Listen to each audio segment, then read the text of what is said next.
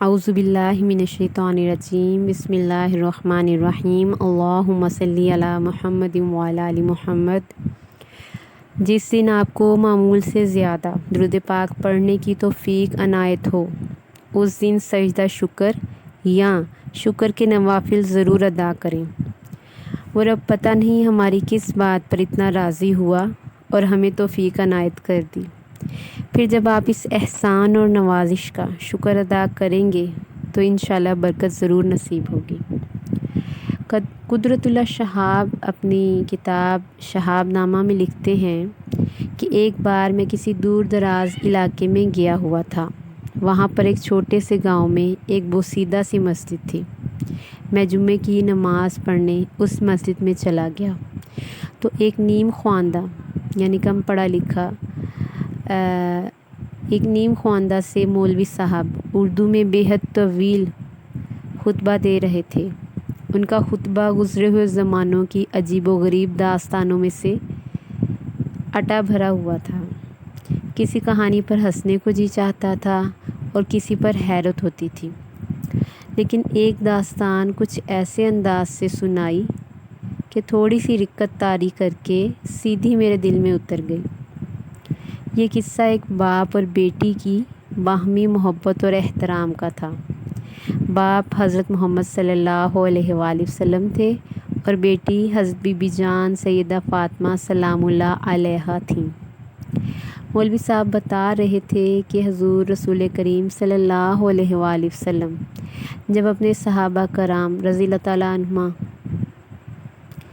کی کوئی درخواست یا فرمائش منظور نہیں فرماتے تھے تو بڑے بڑے برگزیدہ صحابہ کرام رضی اللہ تعالیٰ عنہ حضرت بی بی جان سیدہ فاطمہ سلام اللہ علیہا کی خدمت میں حاضر ہو کر ان کی منت کرتے تھے کہ وہ ان کی درخواست حضور اکرم صلی اللہ علیہ وآلہ وسلم کی خدمت میں لے جائیں اور اسے منظور کروا لائیں۔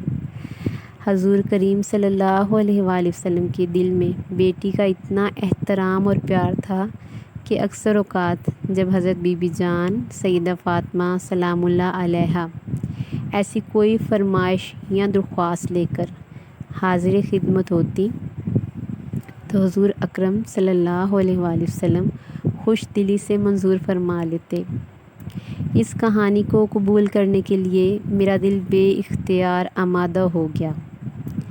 بس نماز کے بعد جمعہ کی نماز کے بعد میں اسی بوسیدہ سی مسجد میں بیٹھ کر نوافل پڑھنے لگا۔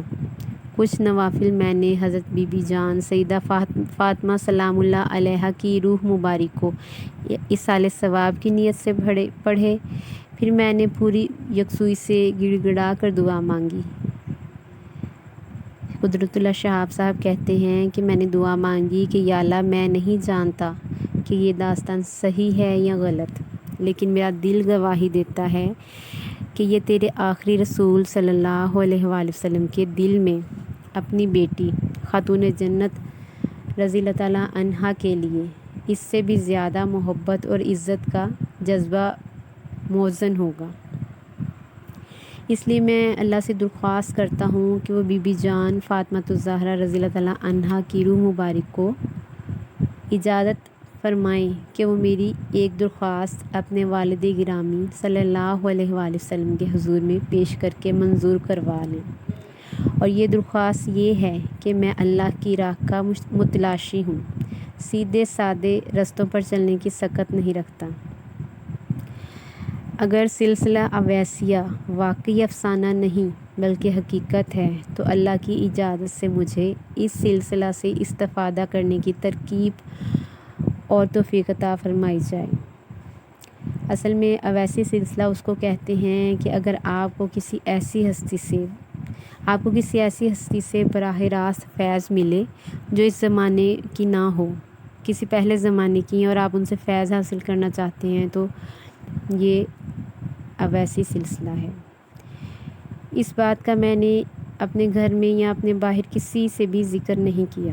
کہتے ہیں کہ 6-7 ہفتے گزر گئے اور میں اس واقعے کو بھول گیا۔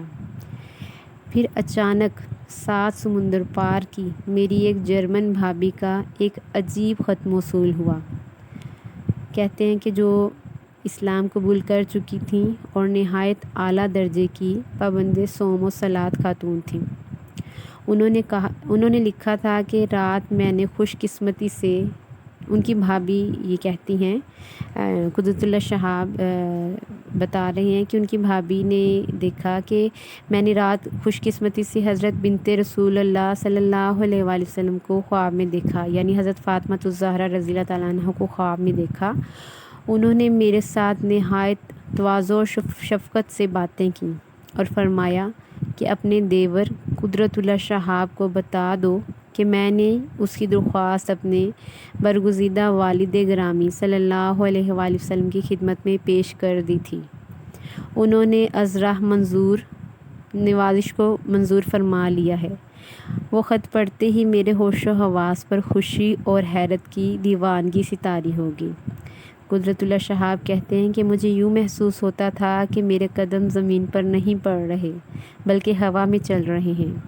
یہ تصور کہ اس برگزیدہ محفل میں ان باپ بیٹی کے درمیان میرا ذکر ہوا، میری روئیں روئیں پر ایک نشے کی طرح چھا جاتا تھا۔ کیسا عظیم باپ صلی اللہ علیہ وآلہ وسلم اور کیسی عظیم بیٹی سلام اللہ علیہ۔